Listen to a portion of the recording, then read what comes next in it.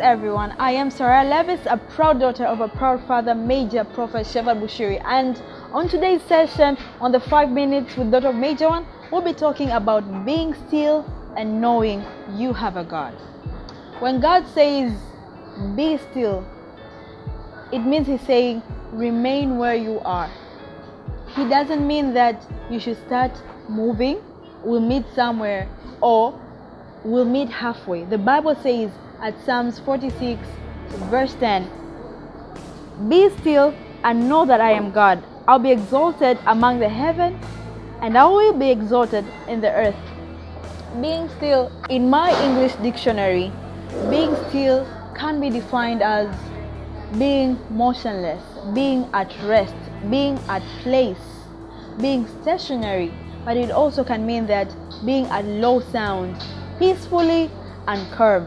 So in a combination of all this, you can say when somebody says you have to be still, or when God says you have to be still, He expects you to remain at a place in a peaceful way, yet calm.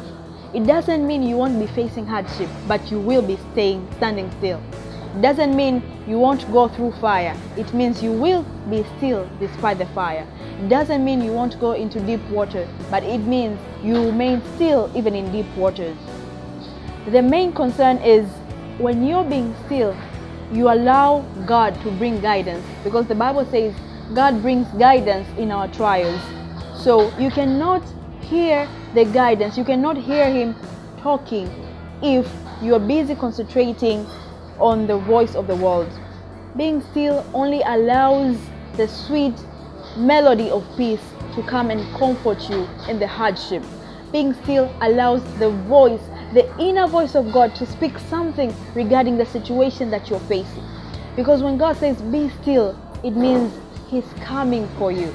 He's on His way for you. All He wants is for you to be still. Just take an example of a little girl and a father. They go out in a shop. And then apparently the father decides to go in a next shop or in a shop nearby just to look for something that he missed in that particular shop.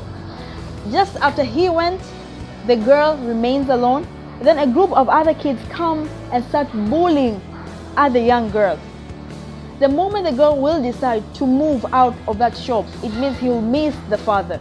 But if she remains still and make one sound calling dad, the dad will be there for him. That's what being still means. When you're facing hardship, when you feel you cannot take it anymore, when you feel you want to share it out, just call the name of your Father, just call the name of your God, and He'll be there for you. Being still is like allowing God to fill you, to dwell in you, allowing God to surround you with His presence. Most of the times when we speak something in our hard situation, instead of us getting out of that situation, we even prolong, we even lengthen the process, because we usually block the presence of God in our lives. But today I want to encourage you, be still in whatever you're facing. Being still is not easy. As I said, it doesn't mean there are no problems. No, being still means when there's an eruption of disease in your city, you still remain still. When you're married for 5-10 years and there are no kids, you still remain still. Why? Because you know you have a God who is the supplier of the babies, and in due time you'll have what it takes to be able to testify.